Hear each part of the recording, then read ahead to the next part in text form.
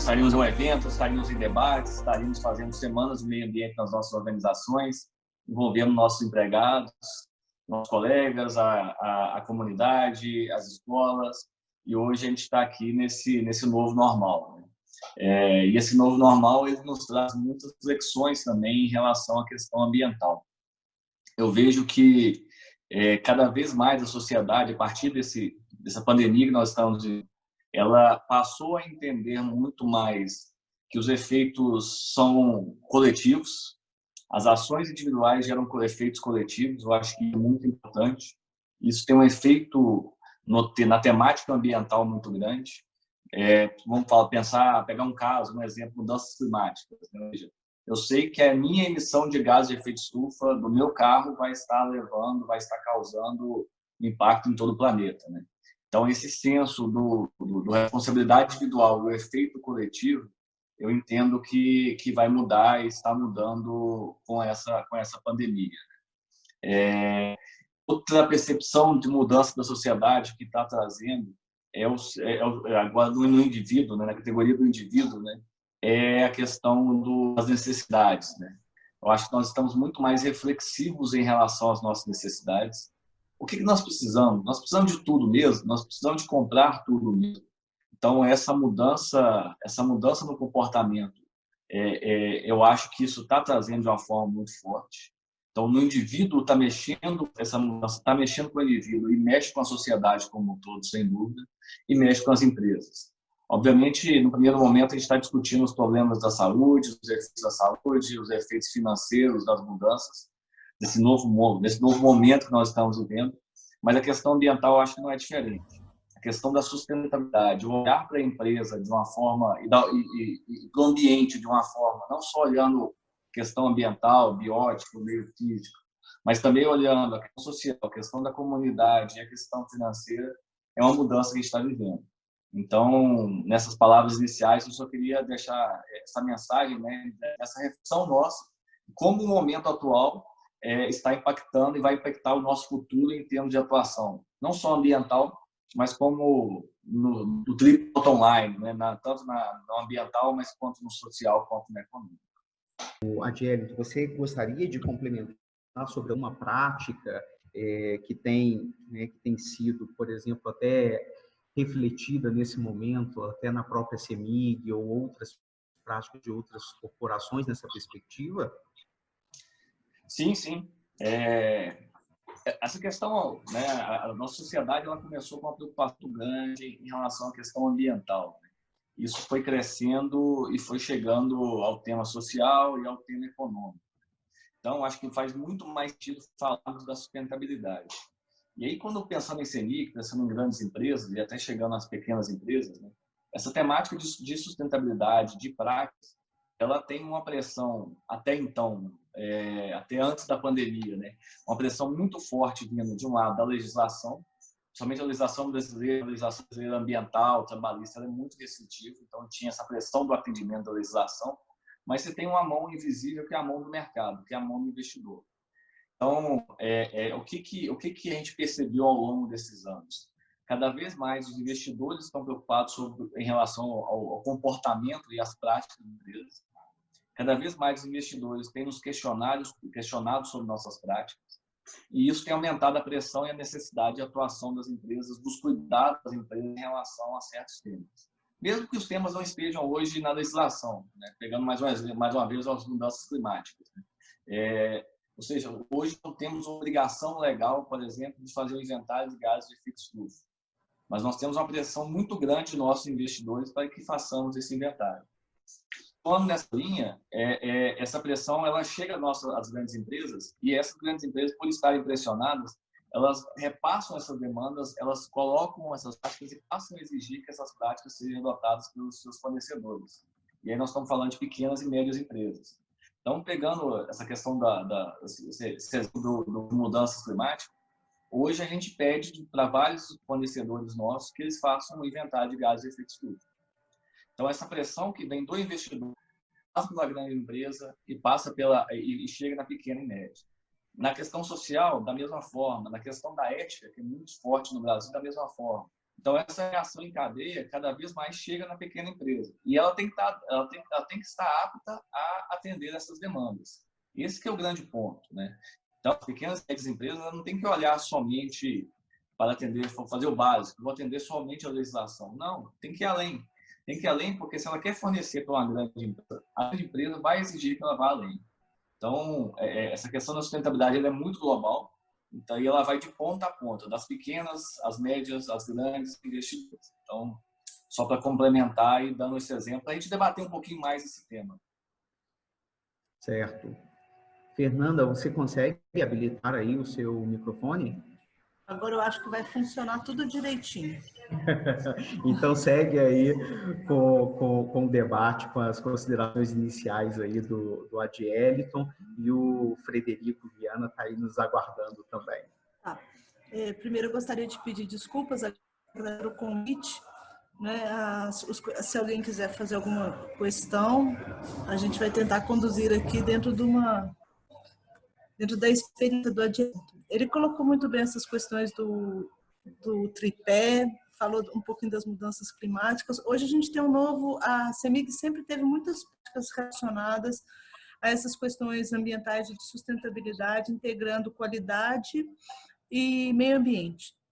No seu modo de ver e com a experiência que você tem na CEMIG, Adielton, como que você percebe esses novos documentos de economia verde, economia limpa, dentro desse contexto? Qualquer tendência nessa linha, a empresa ela é obrigada a olhar, avaliar e depois internalizar. Então, isso é desafiador, porque cada vez mais a gente tem novas demandas e novos documentos. Então, cada vez a atenção que nós temos que ter ao que está acontecendo no mundo é muito grande e adotar essas práticas, né? A gente tem diversas ferramentas para isso. O sistema de gestão, a certificação ISO é uma grande ferramenta de internalização de práticas. É muito bem vista, não só por quem é especialista, mas é interessante nessa ótica de sustentabilidade. Ela é muito bem vista pelos investidores, porque o investidor enxerga que essas ferramentas elas permitem que alguém externo, um auditor externo, por exemplo, verifique as práticas das empresas. Então, esse é um desafio, né, de equilibrar todas essas demandas e priorizar aquelas que são mais ligadas ao nosso negócio. E dentro dessas priorizações, como que vocês fazem o envolvimento nessa gestão de comunidades e dos atores internos? Nós fizemos, a CEMIG, a gente brinca internamente que a comunidade são os 8 milhões praticamente os 8 milhões e 500 mil clientes da empresa e os 30 milhões de mineiros, né? Então a nossa comunidade é uma comunidade muito, muito extensa. E aí, cadeiras à parte, mas as nossas práticas de relacionamento, de interação, algo que a gente tem procurado mudar e procurado entender muito mais via comunidade. Ou seja, ouvir nosso stakeholder. Essa é uma mensagem muito importante que a gente está aprendendo e está internalizando cada vez mais. Isso a gente tem discutido muito, ou seja, nós não sabemos, nós do escritório, nós especialistas, público interno, não sabe, na verdade, quais são as necessidades e as expectativas da parte interessada. Então, o desafio que a gente tem muito é ouvi-los, entender e aí sim internalizar as práticas. Não é ambiental, mas um caso muito interessante que eu poderia citar aqui, caso de acidentes com a rede elétrica. A gente tem um alto número de acidentes com a rede elétrica, principalmente pedreiros, principalmente pintores, que ao fazer seus serviços em andaimes encostam na rede elétrica.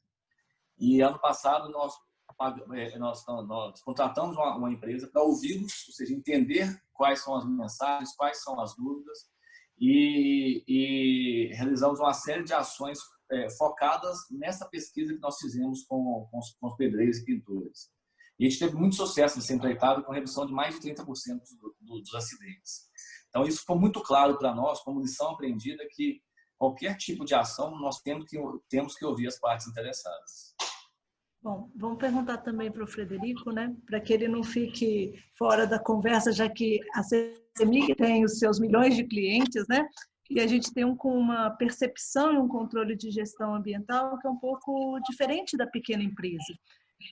E o Frederico traz, né, com a sua experiência, o Frederico é mestre em gestão estratégica das organizações, especialista em avaliação de impactos e reputação de áreas, também é engenheiro ambiental e auditor líder da 14001. Acho que ele vai fazer um bom tricô conosco aqui para mostrar um pouco dessa questão do controle da gestão ambiental, também pela pequena empresa, principalmente nessa interface.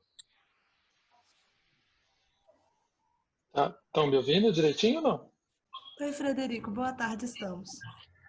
Boa tarde.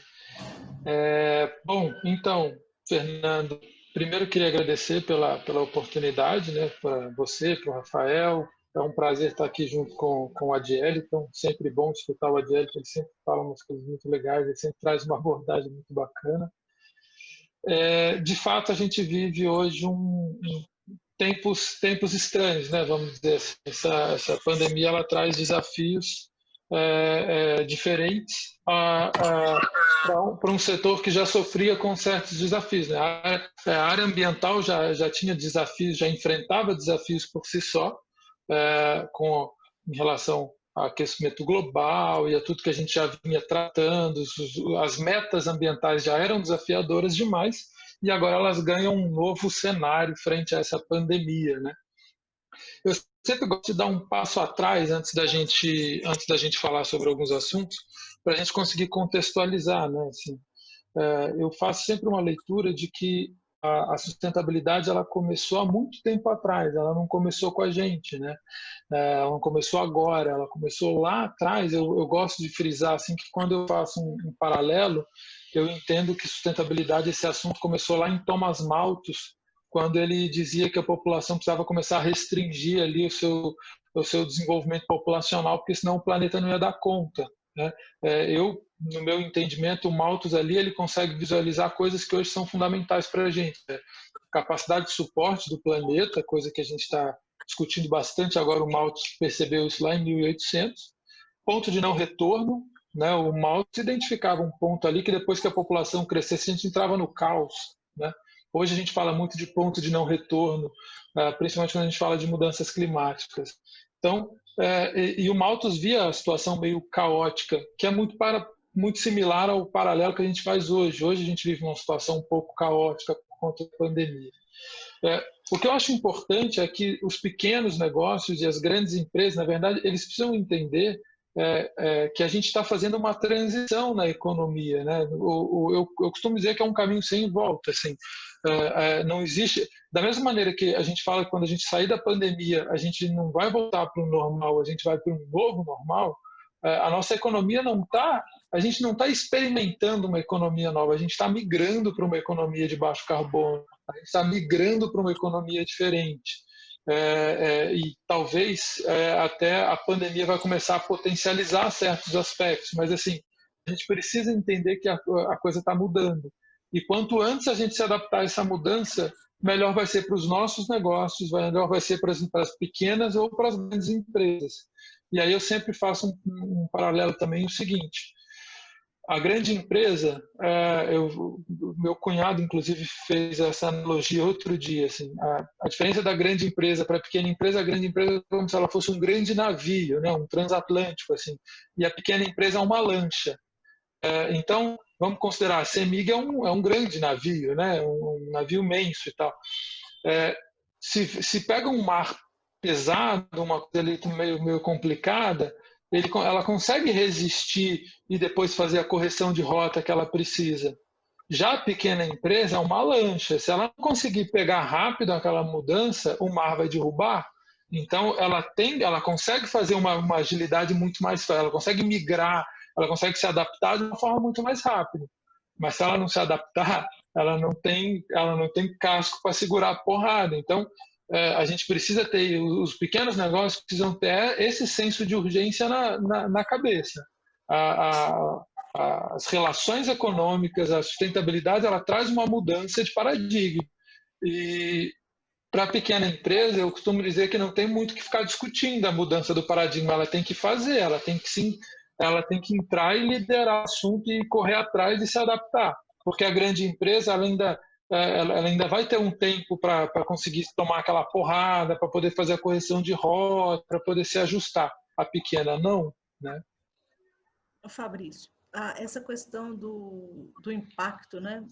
A relação de uma determinada ação para um determinado impacto, para que ele seja positivo ou negativo, ele realmente varia de acordo com os empreendimentos. Nós temos uma situação que a gente tem que construir um novo modo de pensar e de perceber a nossa economia dentro de um contexto de carbono e os próprios estilos de vida. Nesse contexto, como você vê a situação das pequenas e médias empresas? Porque quando a gente fala numa certificação, uma grande empresa, isso está no métier dela, nos contrapontos. A gente sabe que ter uma certificação, você já tem um alinhamento dentro desse contexto que você está falando, de buscar recursos de retomar rota, levar o impacto e você ter como retomar. Mas muitas vezes a pequena empresa ou a média empresa, ela não tem isso, né? Ela nem busca uma certificação oficial e tudo mais. E isso realmente impacta dentro dessa colocação que você fez do retomar uma rota ou decidir uma rota nova. Como você vê nessa política agora do baixo carbono, da economia verde, a atuação dessas empresas e o nosso auxílio enquanto gestor para que elas possam ter essa retomada de rota de forma mais eficiente? Bom, acho que são dois temas que a gente precisa explorar com bastante cuidado. A questão de certificação em si, eu sempre digo o seguinte: a certificação ela é muito importante porque ela te faz seguir um caminho sem você ficar postergando, sem você procrastinar, né? Por conta de ter ali a certificação, as auditorias, aquele assunto todo, o sistema tem que rodar, o sistema tem que acontecer, ele tem que existir. Então, isso faz com que a empresa se cobre a fazer aquilo funcionar. Porém, a certificação ela nada mais é do que a certificação de um certificado, né? Você não busca, eu sempre tento corrigir isso nas pessoas, a gente não busca a certificação, a gente busca a implantação de um sistema de gestão. A certificação é uma consequência. A pequena empresa, eu concordo, às vezes o custo de certificação pode ser caro, já ficou muito mais barato, né? Já foi muito mais impeditivo. Hoje em dia não é tão caro quanto foi há um tempo atrás, até porque hoje em dia a gente tem incentivos, tem Sebrae-Tec, tem até linha de financiamento, tem um monte de coisa que te permite buscar caso seja necessário, né? Caso aconteça de realmente o seu negócio precisar. Agora, mais importante do que a certificação em si é você buscar o sistema, é você entender o seu negócio e entender como que o seu negócio precisa funcionar para aquilo dali, né? E implantar o sistema. Isso é que é o grande valor, eu acho, dentro do negócio. Agora, como adaptar, né? Ou seja, como migrar a economia de baixo carbono, como ver como que o meu negócio se encaixa nisso. É muito engraçado a gente pensar nisso, né? Porque ao mesmo tempo que a gente vê a BlackRock, por exemplo, que é o maior fundo americano em trilhões de dólares, dizendo que vai exigir que todos os seus investidos, ou seja, todas as empresas que ele coloca dinheiro, agora precisam ter propósito na sua estratégia, precisam pensar em sustentabilidade. Quer dizer, o BlackRock traz toda essa carga conceitual da sustentabilidade para dentro dele. É um fundo gigantesco. Deve ser, legal, mas eu não sou o BlackRock. Às vezes eu sou a padaria, eu sou o pequeno comerciante. Mas como é que eu faço? A gente sempre começa, só tem uma forma de começar, é do começo, tentando, experimentando, experienciando, né? A primeira coisa que você precisa fazer é entender sobre sustentabilidade, é entender sobre meio ambiente, é entender o assunto, o conceito, saber como que é aquilo, né? A gente brincava com aquela coisa do globo repórter, né? O que se alimenta, como que ele vive, enfim, você precisa entender o assunto, porque na hora que você entender o assunto, você é a melhor pessoa para entender como explicar aquilo no seu negócio. Não adianta contratar o Fred, o Adieliton, o Castilho. Cara, você é o cara que sabe do seu negócio, você saber aplicar aquilo. mas você precisa entender do assunto. Aquele assunto precisa mexer com você. Aquilo ali precisa fazer sentido para você. Precisa ter propósito naquilo ali para aquilo ali funcionar, né? E aí sim a coisa começa a acontecer. Então eu acho que a gente precisa começar a criar essa consciência, começar a criar esse entendimento, criar essa cultura dentro da cabeça dos pequenos proprietários de negócio, de que isso não é um assunto que não perpassa a realidade deles, né? E aí sim a gente vai conseguir avançar em cima dessa discussão, né? Deixa eu só complementar. Eu acho que você falou uma palavra que eu acho que é a grande chave dessa fala sua, que é a palavra diferenciação, né? Se a gente olhar para as pequenas e médias empresas, e aí pensando nesse mundo que a gente tem hoje mesmo, existe esse novo normal, né? Existe uma oportunidade, acho que gigantesca, de diferenciação em relação às práticas de sustentabilidade. E eu não tenho dúvida alguma que a sociedade já está valorizando essas práticas diferenciadas, que seja da padaria, que seja da loja de imóveis. Isso vai acontecer muito mais nesse novo normal, né? Esse despertar da consciência. E às vezes são coisas muito simples, né? Coisas que afetam o negócio e, ao mesmo tempo, ajudam na sustentabilidade. Vou dar um exemplo muito rápido aqui, que é essa questão da compra de energias renováveis, né? Ou seja, hoje, se o dono de uma padaria, o dono de uma madeireira, o dono de uma loja de imóvel quiser comprar energia de uma fonte solar 100% renovável, tem uma série de empresas oferecendo esse serviço no mercado. Então, ao mesmo tempo que vai reduzir a conta de energia dele em 10%, 15%, ao mesmo tempo ele vai poder botar o selo dele lá na padaria dele, que o pão que ele está fazendo é de uma fonte, utiliza uma energia 100% renovável, né? O forno a lenha da padaria dele é de um eucalipto plantado. Então, esse tipo de diferenciação, cada vez mais se espera a sociedade espera dos produtores e das empresas, né?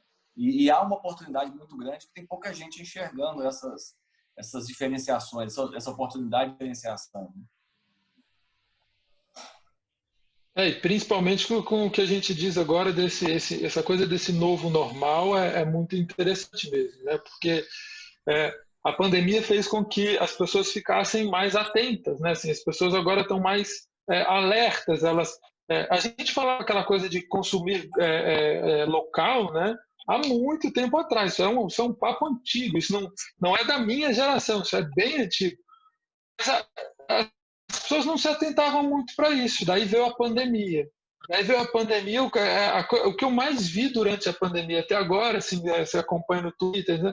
É a pessoa dizer assim, putz, o meu negócio ali, aqui no bairro, eu tinha uma loja de sanduíche, o pessoal está passando dificuldade, eles acabaram de montar um delivery, e aí, de repente, o Twitter inteiro começa a pedir sanduíche pro cara, que o cara já não dá nem conta mais que o negócio dele bombou ali dentro. Então, assim, as pessoas começaram a se antenar para essa coisa do consumir local, né? E elas começaram a perceber isso. A pandemia trouxe isso, né? Então, assim, as pessoas agora precisam. A mesma coisa do delivery. Os caras tiveram que se adaptar. Então, as pessoas precisam agora entender que na saída dessa pandemia, a gente tem uma oportunidade muito grande, que as pessoas agora estão mais vigilantes, as pessoas estão mais atentas, elas estão mais observadoras e tal. E não é o Fred que está indo, o mundo inteiro já está dizendo que eles não vão sair.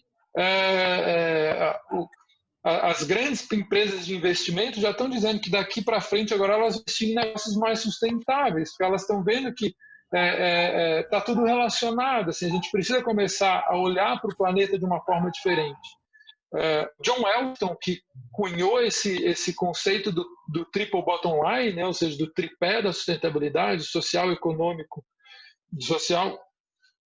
e ambiental, ele fez um recall do conceito dele. Disse, olha, não é um tripé, porque esse tripé é manco, né? O econômico está sempre predominando dentro da discussão. E ele volta com uma situação diferente agora. Ele diz que a gente precisa viver um capitalismo de regeneração. Então, as empresas não tem que mais... Antigamente a gente dizia respeitar o meio ambiente. Respeitar o meio ambiente é pouco. As empresas vão ter que fazer algo pelo meio ambiente, né? Então, esse contexto que os pequenos e grandes negócios agora vão sair da pandemia e vão ter que olhar para esse contexto e vão ter uma oportunidade, né? A gente precisa entender que isso são oportunidades, né? E não todo desafio é uma oportunidade para fazer algo diferente e fazer algo melhor, né? Então, com certeza, acho que faz todo sentido isso que você está dizendo. Eu estava O Frederico colocou uma coisa muito interessante, que é a rapidez da informação e as tecnologias que estão sendo descobertas dentro dessa época da pandemia. E como isso tem surtido efeito nos pequenos negócios, tipo uma avalanche, dependendo da situação. Como que essa mudança de comportamento da sociedade, essa rapidez das informações, podem influenciar no redesenho das organizações e do perfil de consumo? Então, para que a gente dê uma sacudida aí nessa colocação que o Frederico colocou e como que as grandes empresas estão vendo isso? Eu acho que a primeira coisa é a transparência, né?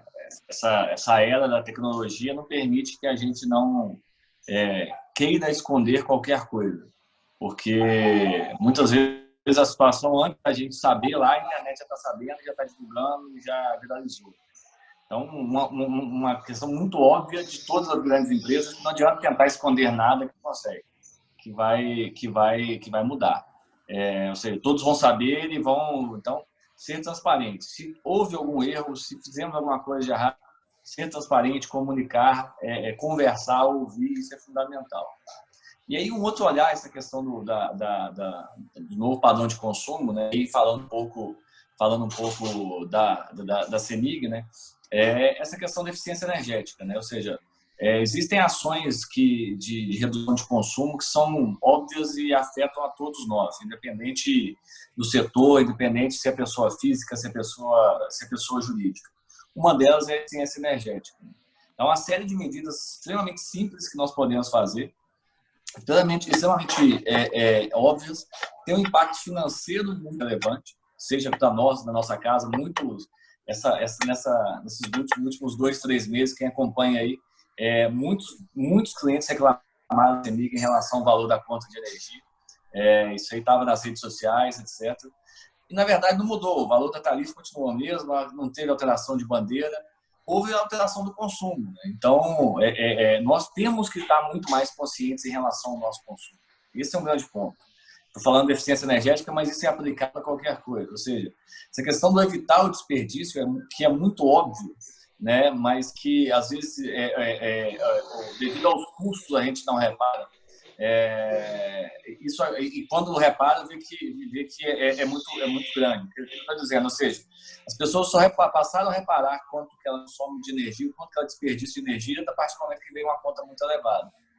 Então, esse é um exemplo, mas que eu acho que cada vez mais isso vai escalar. Ou seja, as pessoas vão estar cada vez mais preocupadas em evitar o desperdício. E aí não estou falando de desperdício de alimento, desperdício de água, desperdício de energia. Então, eu acho que essa tendência também veio para ficar de ter um consumo mais equilibrado, com menos desperdício.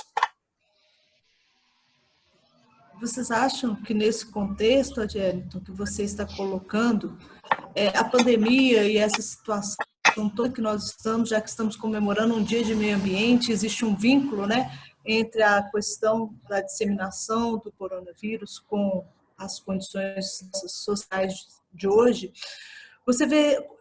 Como que você vê esse despertar e como pode ocorrer esse despertar de curiosidade em relação aos assuntos socioambientais no ambiente de negócio?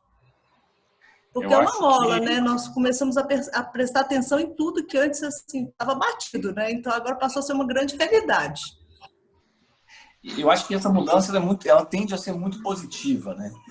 Hoje, comentou bem essa questão hoje nós estamos preocupados com os nossos vizinhos, né? Nós nunca fomos tão solidários assim em relação à questão social, né? Ou seja, diversas campanhas na internet, programas de voluntariado fazendo uma série de ações, artistas, lives, enfim.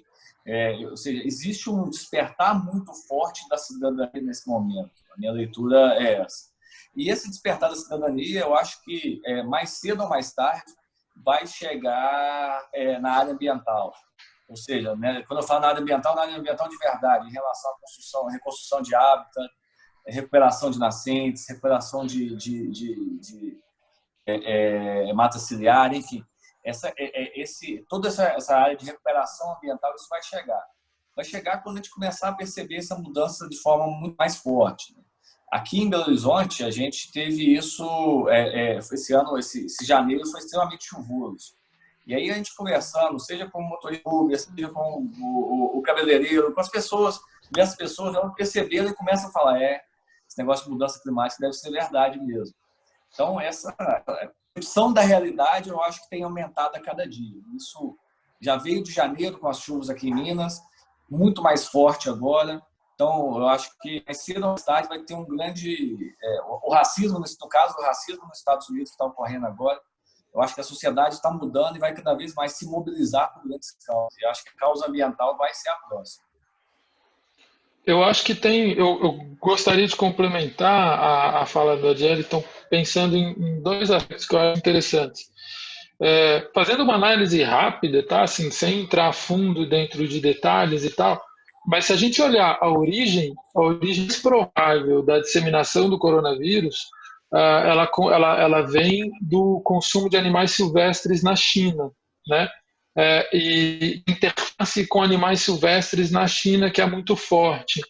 E ela só é forte porque o governo chinês, lá dos lados da organização do Estado chinês, ele fez um investimento pesado ali dentro da agricultura. Era uma agricultura estatal que passou privada, o sistema de produção não funcionou muito bem e acabou excluindo uma parte da sociedade que foi buscar alimento nos animais silvestres, e isso depois se incorporou dentro da cultura chinesa. Então, quando a gente olha só sobre essa ótica de uma forma bem superficial, sem querer entrar muito em detalhe, a gente já percebe que ali faltou um pensamento de sustentabilidade, um pensamento de verificar se esse tipo de planejamento político, desse urbano, dessa política pública que eu estou fazendo, se ela está avaliando esse tripé da sustentabilidade, se ela avalia o social, o econômico e o ambiental. Porque ali poderia ter sido uma grande barreira, né? Se eu olhasse para aquilo e disse, olha, isso aqui não está legal, isso não está funcionando muito bem, a gente talvez não teria tido um tipo de resultado. É muito fácil dar o diagnóstico do acontecido, né? É difícil se precaver. Coisa que a gente sempre fala que depois que a bomba explode, tinha um monte de gente dizendo que ela estava armada, mas ninguém, não teve um santo para levantar a mão e dizer, gente, vai acontecer. Né? Então, isso era um pouco. E no caso do corona, também tem uma coisa que me chama muita atenção, que é o seguinte. Sem querer entrar dentro da esfera política, mas assim, o Donald Trump disse, olha, ninguém sabia que isso ia acontecer. Daí o Obama levantou a mão e falou assim, peraí, quando eu te faço governo, eu te entreguei um relatório. E o pessoal dizia que tinha uma possível, de uma potencial pandemia para acontecer, e as medidas de prevenção estavam ali. Então, assim, e o governo não quis escutar os cientistas que diziam que isso ia acontecer. Esse alerta acontece há muito tempo, coronavírus, e a gente não escutou a ciência naquela hora. Então, o que eu acho que está acontecendo assim, com a pandemia, já começando a ver que a sustentabilidade se aplica também ao poder público, se aplica ao planejamento urbano, político, local e tal, e escutar a ciência é fundamental. Os caras estão dizendo do aquecimento global há muito tempo que tem que fazer, estratégias de adaptação e tal. E tem muita gente que ainda acha bobagem, que isso vai passar, que não precisa prestar atenção e tal. Eu acho que a pandemia reforça a importância da ciência, e a ciência é um grande balizador para a gente não cair nessas bobagens, para a gente não cair numa outra situação como essa. Porque se a pandemia trouxe a gente para uma situação emergencial, né? Hoje a gente está aqui num lockdown, todo mundo e tal, e que daqui a um tempo a gente vai sair. No caso do aquecimento global não tem saída, né? As projeções do IPCC não dá para fazer um lockdown, esperar o aquecimento global, esperar os planetas esfriar de novo, e sabe? Não tem mais.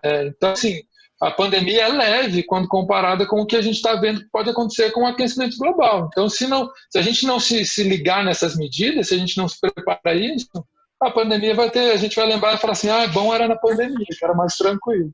Então, é isso que a gente tem que ficar de olho. Eu acho que isso que a pandemia trouxe é muito importante, né? É um desafio muito grande essa consciência planetária que nós fomos obrigados a obtê-la à força, não é? Porque antes, nossa correria, nunca se pensava sobre o assunto, né? A ciência divulga, muitas vezes não se dá tanta importância dos eventos que ocorrem, as ponderações que estão sendo colocadas, e integrados a isso nós temos uma realidade social que independe das nossas condições, né? Estamos todos numa mesma situação de reflexão. Isso também para as organizações está sendo um período muito decisivo, vocês não acham? Sem Quais dúvidas. seriam essas perspectivas? A gente está... Eu acho que todas as organizações, todas as pessoas estão trocando pneu com o carro andando, né? Então, trazendo um pouquinho de depoimento dessas mudanças, né? A CEMIG nunca não tinha qualquer discussão mais forte em relação, por exemplo, a home office. E de repente passa a ter. Você tem um padrão de trabalho estabelecido há 60 anos na história. De repente você passa a ter um outro padrão diferente. Então, eu acho que essa mudança, a gente não sabe muito o caminho, né? Tem um caminho muito forte de experimentação, né? Eu acho que os próximos 1, 2, 3 anos nossos serão muito forte de experimentação em relação ao padrão de comportamento da sociedade, porque a gente não tem referências, né? Historicamente, nós fomos construindo nossa sociedade com base em referências antigas e adaptando e melhorando. Agora nós não temos referências antigas mais, então eu acho que esse novo normal que a gente tanto fala é uma experiência que a gente vai ter que ir construindo e vai errar muito, sem dúvida alguma. E dentro da empresa também, ou seja, as práticas, os projetos. Vamos, por exemplo, muito simples aqui, Dia do Meio Ambiente. O que a gente estaria fazendo hoje? Semana de Educação Ambiental, um evento com 200 pessoas. Isso vai mudar ou vai continuar? Isso vai voltar ao que era ou não? Acabaram os eventos, enquanto não tiver vacina, não tem evento presencial mais. Então, o que dá certo, o que dá errado. Então, esse olhar para o futuro, vai ser muito de tentativa e erro, na minha opinião. E a gente vai errar muito como sociedade como um todo e como organização como um todo também. Será um grande desafio, né? Porque antes falávamos de educação ambiental e fazíamos sempre eventos festivos com aglomerações, como você bem mencionou. E hoje a realidade não é mais essa, mas não mais do que em outros tempos, nós precisamos de levar informação para as pessoas, e as organizações podem ser um bom elo entre a ciência, a tecnologia e a população. O Frederico, que está participando aqui com uma pergunta no chat, Frederico Moraes, ele pergunta: qual será o maior desafio? O ajuste da legislação, fomentando produtos e serviços mais sustentáveis, ou o ajuste do padrão de consumo? E a minha pergunta e acrescentando a pergunta dela, e também as formas de comunicar. Isso interferiria no processo? Seria parte desse grande desafio? Eu acho que quando a gente olha para o maior desafio, eu não tenho dúvida que o maior desafio é o ajuste do padrão de consumo, porque, gente, ajustar a legislação é fácil, né? Eu falo isso, o pessoal fala assim, que isso, legislação é difícil, tem que aprovar. Cara, é só aprovar, passar a lei é passar a lei, manda lá para o Congresso, para a Câmara, se for lei municipal, manda a Câmara dos Vereadores, o pessoal levanta a mão, vota, aprovou. Legislação é fácil, é um papel, né? É um papel, é a mesma coisa que você chegar na sua casa e dizer assim, gente, a partir de agora todo mundo que entrar aqui em casa vai entrar descalço. Daí você escreve um papel, todo mundo na sua casa assina, virou uma lei. Então, o ajuste da legislação nunca foi. A gente tem que tomar cuidado, porque no Brasil a gente tem essa mania de achar que os problemas são todos jurídicos e a gente judicializa as coisas demais. A lei não segura, a lei também não faz nada. O que faz é o consumidor, as pessoas, é o usuário da lei, né? O Brasil é o país das leis que não pegam, né? É o único que tem isso, essa lei não pegou, né? Não pode não pegar, né? A lei não foi feita para pegar ou não pegar, a lei ela tem que ser cumprida. Então, o ajuste da legislação, ele tem sim suas complexidades, a gente precisa pensar em como fazer e tal, não sei o quê.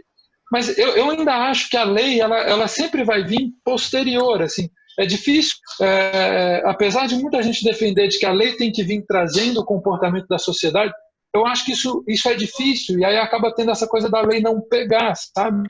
Eu acho que é muito mais o consumidor, o usuário, o cidadão, ser o agente da mudança, né?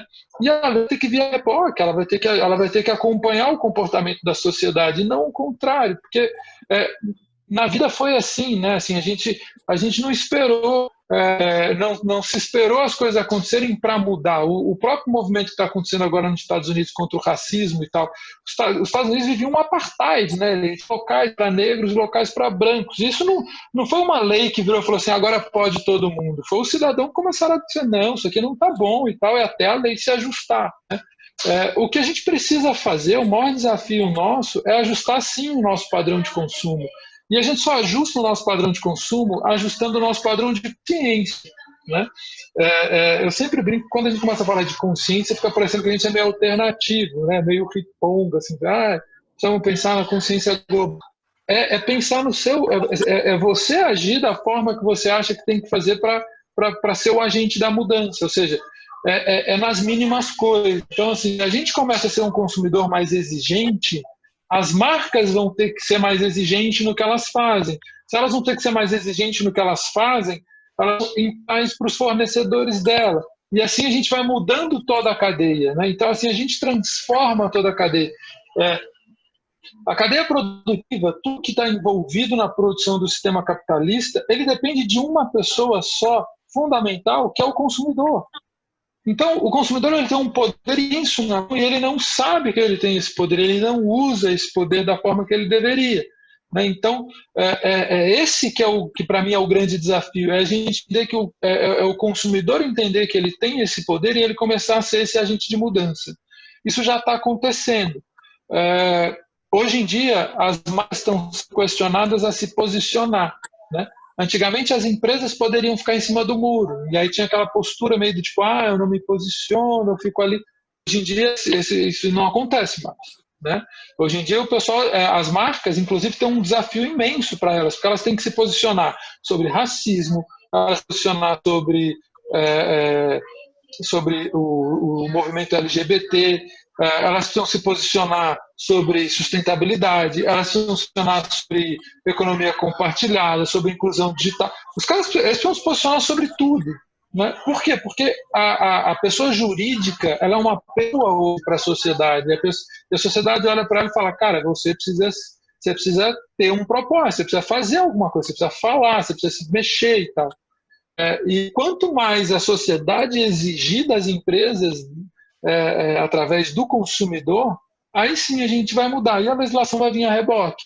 Essa é a minha forma de pensar. A legislação, quando vem antes, ela geralmente não pega, né? Que acontece muito no Brasil.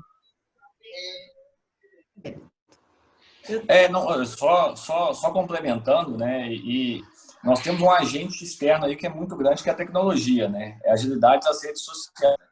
Então, isso tem acelerado fortemente o processo. Então, você vê que, de um lado, artistas que postaram fotos em uma festa aglomerando, perderam milhões e milhões de contratos. Em redes sociais também, colegas nossos, não artistas, que estavam no meio de um monte de gente. Você vai nos comentários e vê a sociedade, e vê os amigos cobrando. Pô, mas está na pandemia, etc. Então, eu acho que a sociedade está muito mais lenta, muito mais cobrando muito mais. Então, e isso faz com que o padrão de consumo mude. Ou seja, hoje já não é inadmissível pensar que uma marca grande, por exemplo, compra supermercado e compra carne da Amazônia. Então, ela tem que não só ser correta, e aí, só para complementar e fechar, mas como demonstrar que ela é correta e que ela está correta. Eu acho que aí isso vale para as grandes empresas, mas vale muito para as pequenas e médias empresas também. Ou seja, essa questão da origem, de onde que vem a matéria-prima, que tipo de fornecedor, qual o cuidado com o fornecedor.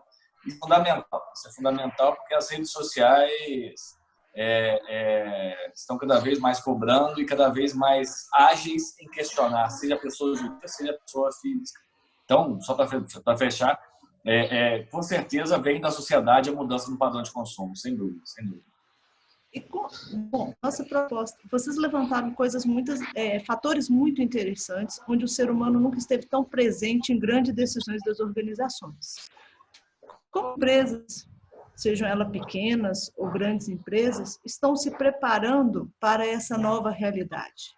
A Adélito é gerente de sustentabilidade, Frederico trabalha nas pequenas empresas. Como vocês descortinam esse cenário e como as organizações podem contribuir com essa retroalimentação, seja dada pela tecnologia, que influencia as redes sociais, onde as pessoas se manifestam muito rápido. O produto não é só o produto, é todo o valor que está agregado, inclusive ali, como ele tem representatividade nos diferentes grupos. Como vocês veem essa situação?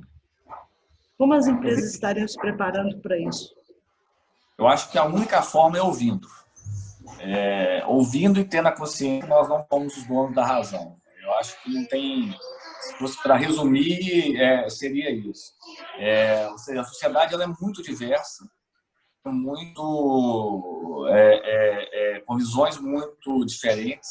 E se a gente não ouvir essas visões, ouvir essas posições e internalizar as práticas, isso não está fadado ao insucesso.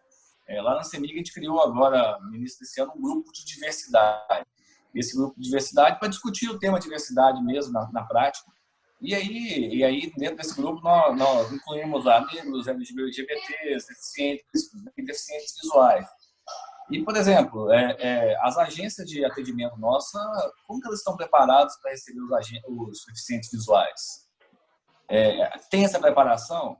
Então, se a gente não ouvir esses públicos para tentar internalizar as práticas, nós estamos fadados a um sucesso. E eu acho que isso é um pequeno exemplo, mas isso se aplica a qualquer negócio. Então, o que olhando para o futuro, eu vejo o crescimento exponencial das empresas de pesquisa, porque sem pesquisa, sem entender o cliente, sem entender a sociedade,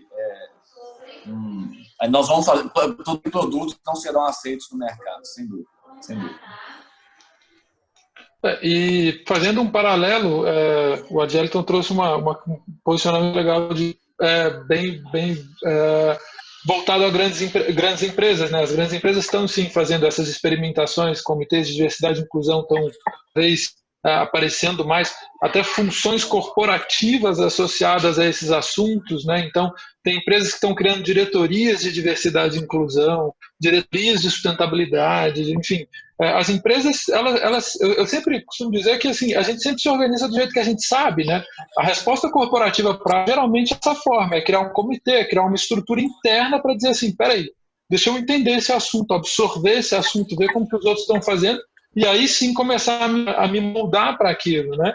Esse é geralmente o que as grandes empresas fazem. E, de novo, sempre façam essa analogia do navio, do transatlântico e a lancha, né? Cara, vamos pensar assim, né? Não vou usar a CEMIG de exemplo para também não vou ficar enchendo o saco assim. Vamos pensar uma empresa grande precisa fazer um posicionamento sobre um evento que aconteceu agora, assim, tá? Aconteceu ali o negócio do George Floyd. Cara, para uma empresa do porte da CEMIG, da Petrobras, empresas grandes, os caras emitirem um posicionamento é difícil, porque precisa validar ali, o pessoal precisa estar de acordo, precisa testar, porque tem muita coisa em risco, são empresas muito grandes e tal. Então, não é de novo a analogia do transatlântico, o cara não consegue dar um golpe na direção ali e falar, opa, vou fazer isso daqui. Né? Então, a empresa que é pequena, ela tem que pegar esse time, ela tem que pegar a oportunidade, ela pode na hora, mudar tudo, ela pode fazer promoções, ela pode mudar o posicionamento, ela pode mudar a marca, ela pode embarcar nas ondas que estão acontecendo com muito mais agilidade do que as empresas grandes. Se ela for tentar competir com uma empresa grande em termos de, por exemplo, a CEMIG tem um trabalho antigo já de eficiência energética para o consumidor doméstico, né? Então, uma empresa pequena não vai fazer o mesmo que a CEMIG faz, porque a CEMIG tem entendimento, tem capilaridade, tem estrutura, tem recurso. Então, se o cara for entrar nessa, ele vai perder Agora, ele consegue pegar o time das coisas acontecendo, ele consegue ser mais ágil, ele consegue ser mais rápido, e ali ele consegue fazer o negócio dele aparecer, ele consegue ser diferenciado, né? Ele consegue ser diferenciado. Né? Então, é ter essa visão estratégica, assim, é saber onde que você está. Eu sempre costumava dizer, você precisa saber quem você é no mundo ali. Você é o grandão, você é o pequeno, você é o médio, né? Sabendo quem você é, explore as suas potencialidades. Eu posso fazer uma mudança mais rápida aqui, tu não, então vou explorar isso daqui. Agora, eu sei que ali, se eu for para aquele lado de lá, eu vou perder, então não vou buscar aquele lado, né? Então, é esse timing que as empresas precisam fazer. Porque aí sim elas vão conseguir entender. E o que você falou é perfeito, sim, escutar e estudar, né? Eu acho que é fundamental. A diferença, a linha tênue do greenwashing, né? De fazer uma coisa muito errada, é justamente a falta de conhecimento. A linha tênue hoje é a falta de conhecimento. Eu sou uma pessoa otimista por natureza, né? Então, assim, eu acredito que as pessoas fazem as coisas com boas intenções. Eu não acredito que elas fazem as coisas de sacanagem. Então, quando acontece um greenwashing, eu acho que a pessoa está fazendo ali muito mais por falta de conhecimento, está muito superficial dentro do assunto, do que está fazendo de sacanagem. Então, estudar, ouvir, conhecer o assunto é fundamental. Uma empresa grande, ela faz isso igual o Adélio deu um exemplo maravilhoso. Eles fazem comitês, grupos de trabalho, eles têm opção de trazer grandes especialistas, né?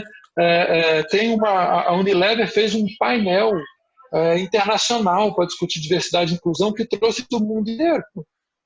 Você, como uma padaria, uma pequena empresa, não tem essa condição. Mas você tem condição de escutar, de ouvir, de ir, de conhecer as pessoas, de dar sobre o assunto, de ler notícias. É isso que faz a diferença, né? Ficou muito claro que a percepção da gestão, entender o que o outro pensa a respeito da nossa gestão, torna-se fundamental dentro desse novo processo. Não é?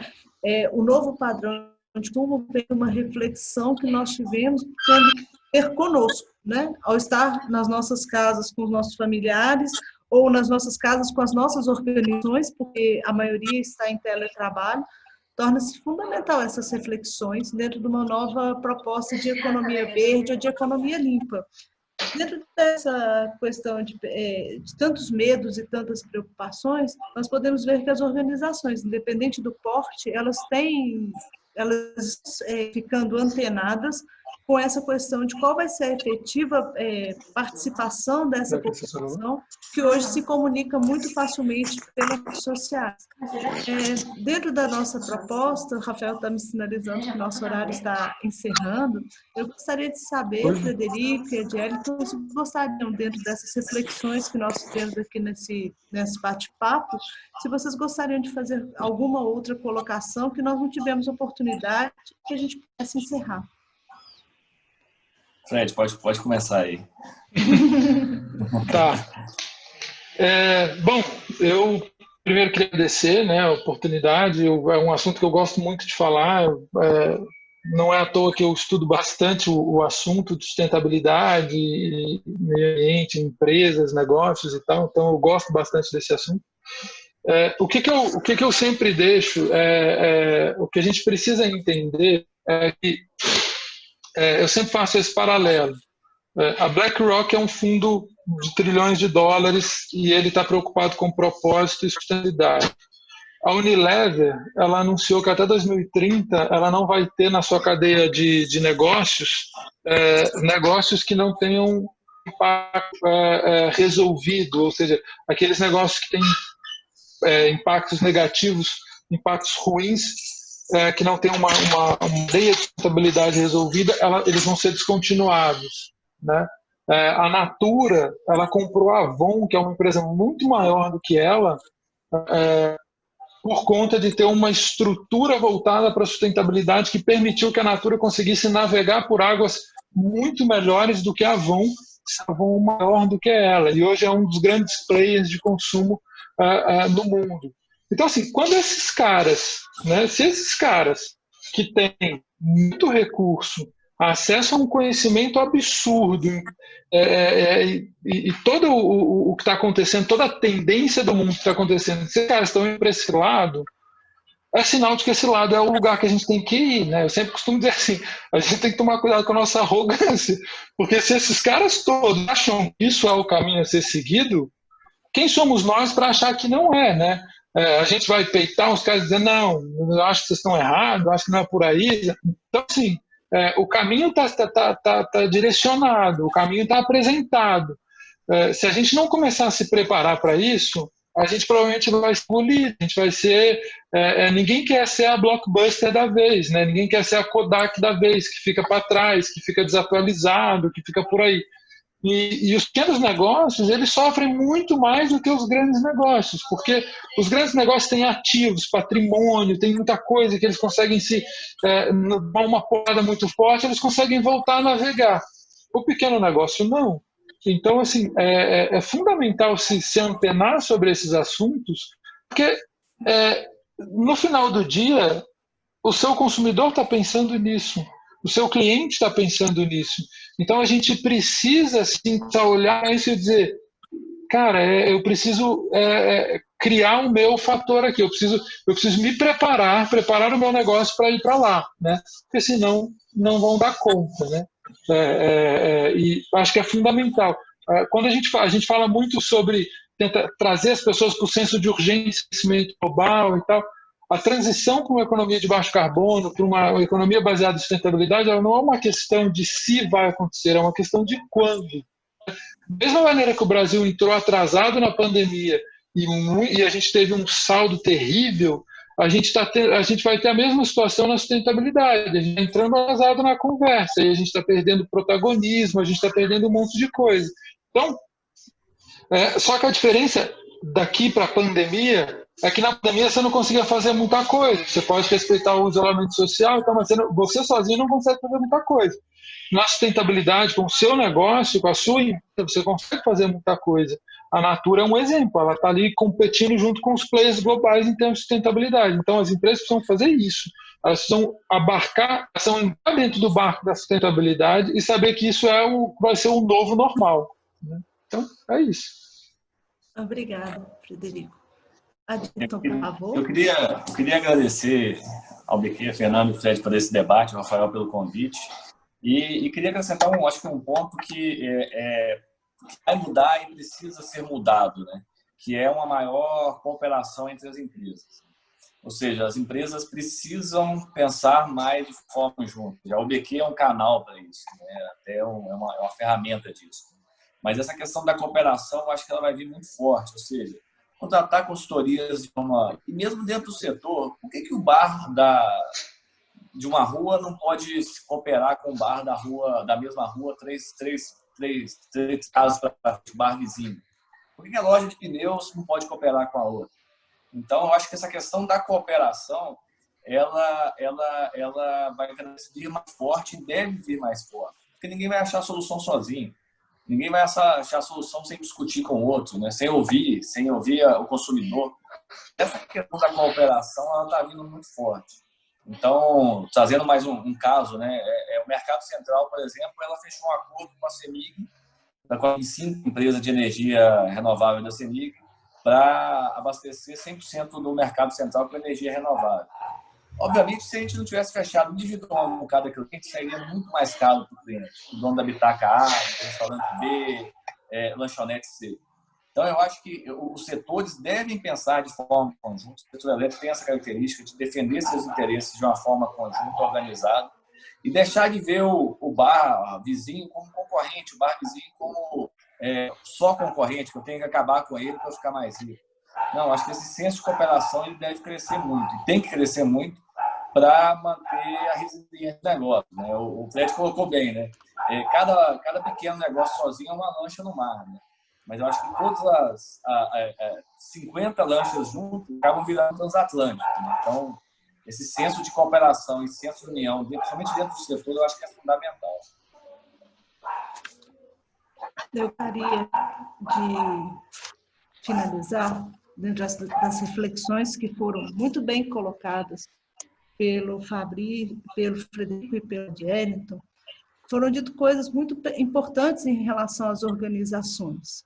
O indivíduo que está em teletrabalho, ele integra a organização um pouco à distância nesse momento, mas ele tem uma nova maneira de perceber o mundo em que ele está inserido. E essa nova maneira de perceber o mundo em que ele está inserido vai gerar novos contextos e diferentes contextos que vão refletir nas decisões das organizações, porque permitirão a construção de novos contextos de ressignificar atitudes, e essas atitudes incluem, inclusive, o nosso modo de gestão e de gerenciamento operacional. Foi mencionado em diversos momentos aqui a importância da escuta ativa, o ouvir não só o indivíduo cliente, mas aquele que constrói o seu processo técnico, o seu processo operacional, a sua condição de gestão. Uma gestão, uma integração, termo falado, que torna-se importante. Não podemos mais atuar como se fôssemos como se fossem lanchas e transatlânticos, né? Nós vamos ter que chegar num item. Uma outra questão que foi colocada, a questão de cooperação. A cooperação na aquisição do conhecimento e do compartilhamento do conhecimento. Falou-se muito aí dos grandes empreendimentos, a facilidade que se tem de ter estruturas, recursos humanos, financeiros, buscar essas informações de forma mais assertiva, mas nós precisamos fazer com que esse conhecimento chegue a outros públicos, porque, querendo ou não, a pequena ou a média empresa ela tem essa interface com esse grande empreendimento, que precisa também de um novo modelo de gestão desses empreendimentos. E, por fim, foi dito o tempo de chegada do Brasil na conversa, que seria a questão da pandemia, chegamos por último, mas na conversa da sustentabilidade nós também estamos um pouco atrasados. Dentro do que foi dito, fica-se claro que as organizações pós-pandemia deveriam pensar um pouco numa gestão onde essa sustentabilidade envolva outros aspectos, como foi mencionado aqui, a questão da cor, da raça, as questões relacionadas ao desafio de grupos específicos, que vão tornar uma nova visão de refazer a gestão nos ambientes empresariais. Eu gostaria muito de agradecer ao Frederico e ao Adjeliton pela oportunidade da conversa, ao Rafael por ter me convidado, pedir desculpa aí pela minha começo aí que foi muito atabalhoado, e agradecer muito ao UBQ por dar espaço para esse tipo de construção. Surgiu no chat agora aqui no finalzinho uma pergunta relacionada com as melhoras, se isso seria uma educação dos pais ou uma educação da família ou uma educação da escola, dentro desse movimento todo que está ocorrendo. Eu acho que isso é uma outra argumentação que a gente pode trazer os mesmos palestrantes para que a gente possa dar continuidade, até mesmo porque estamos nos educando para uma nova forma de gerir. Muito obrigada. Obrigado. Adjeliton, Fernanda e Frederico, queria, em nome da UBQ, agradecer a disponibilidade, por estarem aí compartilhando conosco, né?